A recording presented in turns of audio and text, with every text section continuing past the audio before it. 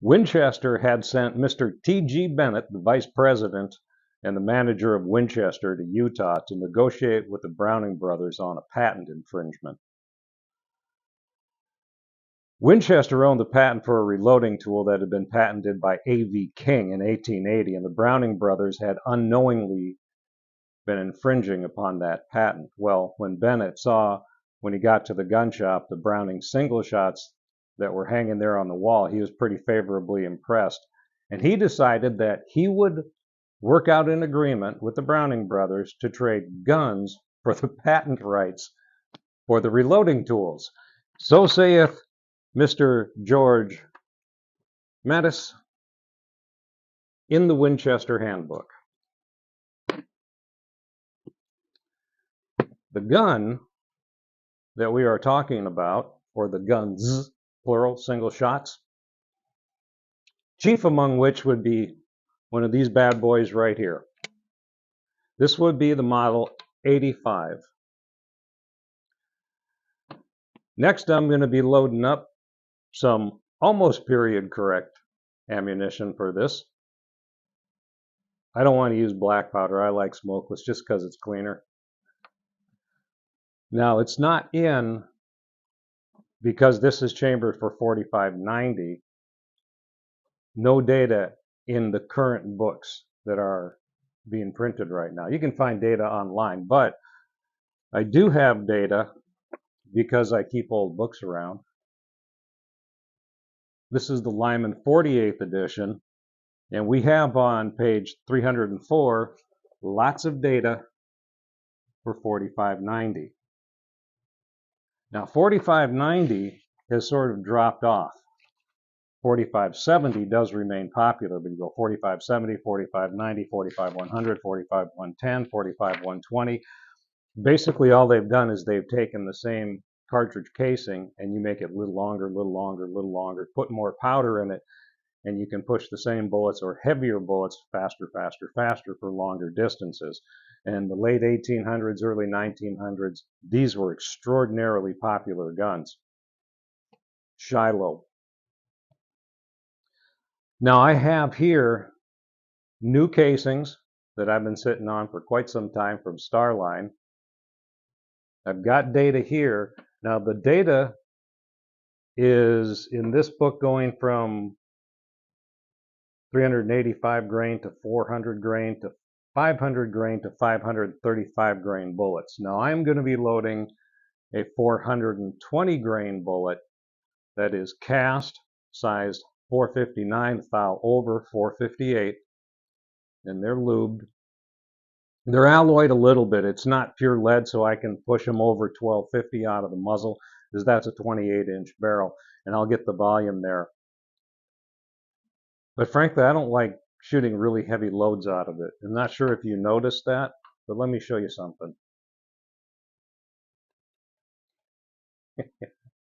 You start shooting full house loads from this, and you will figure out pretty quick that starts to hurt because there's no pad. Now, Butler Creek does make a slip-on pad that you can put over that. When I first got this thing, I was so excited. I had made some ammunition. I'd done some loads in advance of that, so I knew after work I'd be picking that thing up, and the next morning I would go out to the range and shoot it.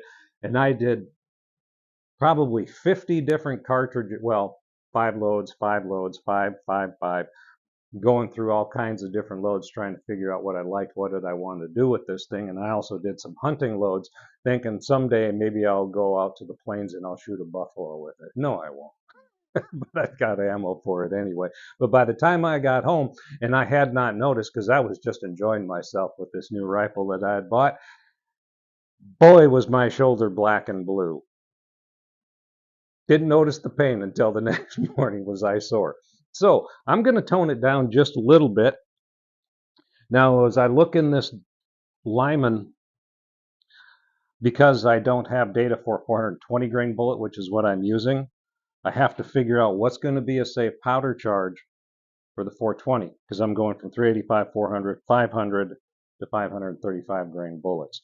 Now, I have used in the past the Accurate Arms 5744. I can't find that stuff to save my life. I used to have it in stock all the time, and for the last few years, I just can't find it anywhere. But I do have still some IMR 4198. IMR 4198 does work well, 4570, 4590. A lot of the powders, by the way, that you use in 223 are the same stuff you'd use in like 4570, 4590. That's the way it works. But for the load data here, now you know how to figure it out when you don't have the exact grainlet. You can go the next heavier weight of bullet, but I wanted to point out that here, because I'm using 4198, the maximum powder charge with a 400 grain bullet is 49.5 grains of powder. With the 500 grain bullet, it only drops a grain and a half to 48 grains of IMR 4198. So I've got quite a bit of latitude in there. And I'm only going to be pushing this out of the muzzle. I'm probably going to be hitting a velocity somewhere around 1400, maybe 1500. I'd have to chronograph it to find out. But I'm going to stay to the little bit lower end because I don't want to get beat up. Now, when it comes to these bigger cartridges, you get a little bit better performance if you don't have a huge air gap in here. So a lot of guys will use filler. Some will take cigarette paper. Some guys will use cream of wheat just to fill up the case. But how do you figure out how much air gap you're going to have? My method, and what works very, very simply, is I weighed out, and I've settled on 42 grains of IMR 4198. So I've got 42 grains of IMR 4198 in here, and I dump that into the casing. And then what I've done is I take a pencil and I set that there on top of the powder charge. And then you see I made a mark with a marker. So when I pull this out, I'm going to dump my powder back into the pan, set that back over here on my scale, so I can transfer this now over to here, right? So that's where it was sticking up, and there's the bottom of the eraser. And then I make a mark on the casing, right? So my powder charge came up to here. I pull that out. I set it on the side. I make a mark. That's where my powder's coming up to. Next, I need to figure out the bullet depth. Now, I've settled on the length of 2.800 inches, and I'm going with the Lyman recommendation from the 400 grain bullet because, first of all, it's a flat nose. So that's one of the reasons.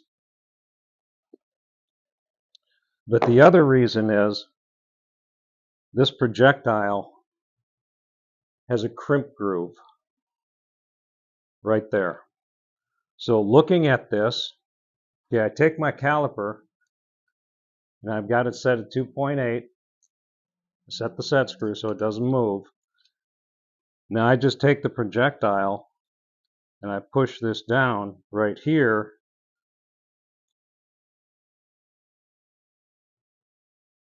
See if I can get my fingers out of the way for you. Okay, so that's how deep the projectile seated into the case. So I drew a mark on the casing right there. Now I set this stuff down. Now I've got two lines. Those two lines, that's where the powder comes up. That's where the bullet goes down. Now I've got some air gap in there. It's not huge. And as I'm looking at that, it's a little bit of a judgment call. I could put a little bit of a filler in there, but when you tip the case up, it's not like I've just got, you know, if I was doing a super light load with like 12 grains of unique, I'd want some kind of a filler, keeping that powder charge closer to the primer. But even if it tips up like this when I'm leveling the gun, it's just not going to be an issue in my mind. I think it's going to be just fine. So I'm not even going to bother with a filler. Now, if it bothered me, I could up the powder charge a little bit and it's going to smack me a little bit more. Okay, maybe another grain or so wouldn't be that big a deal, but I'm able to live with this just fine. So I've got myself set up. I'm going to be using a Redding 4590, it's their steel die set. Now this die does have a crimp function to it, so I will be adding a little bit of a light crimp. Now crimping on a single shot isn't necessarily something you really need to do.